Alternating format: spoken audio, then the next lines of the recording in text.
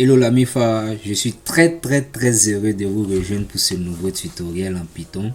J'espère que vous pétez la forme depuis votre position. Voilà, quoi donc, comme on le dit en anglais, let's go.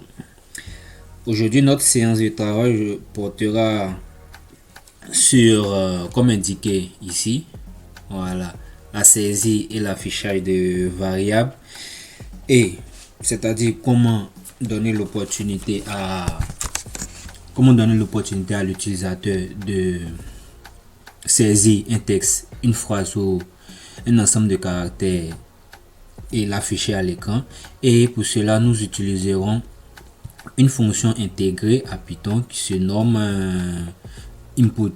Voilà, cette fonction a pour rôle spécifique de demander et attendre que l'utilisateur entre des arguments et l'enregistre pour un usage ultérieur en quelque sorte. Voilà, donc comme les exemples parlent mieux, voilà, que la théorie en programmation, donc on va faire simple, on va taper, comme je l'ai dit tout à l'heure, la fonction est la fonction input. Voilà, input en anglais, input.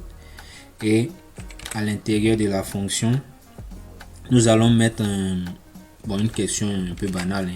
Quel est votre pays? Je vais en venir. Pays de résidence. On va faire simple. Voilà. On va faire simple. Voilà. Et ici, on met un espace juste après le point d'interrogation pour une bonne lisibilité. Ici, on verra pas directement l'utilité, mais lorsqu'on va exécuter, voilà, vous verrez juste à l'affichage. Run, on exécute, on attend que notre compile.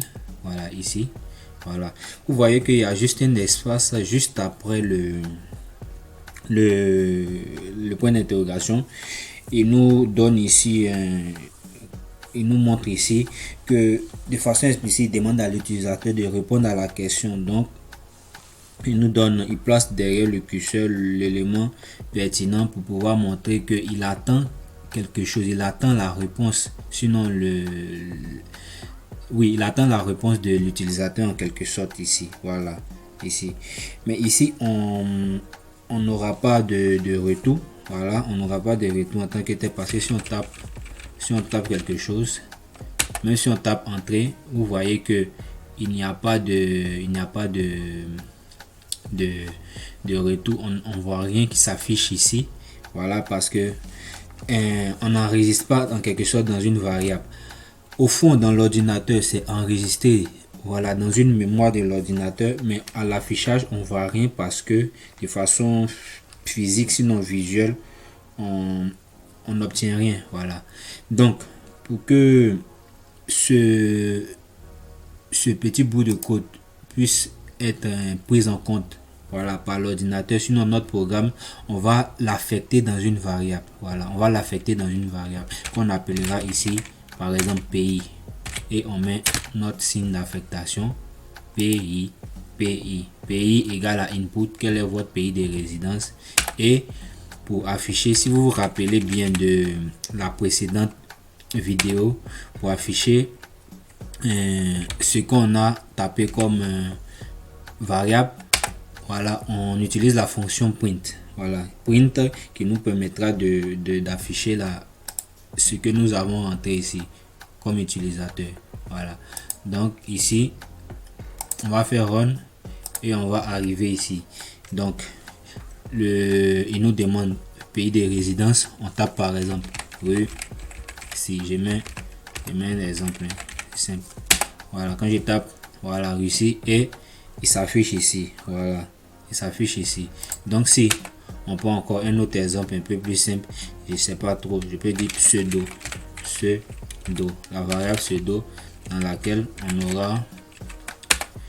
on va demander quel est votre pseudonyme.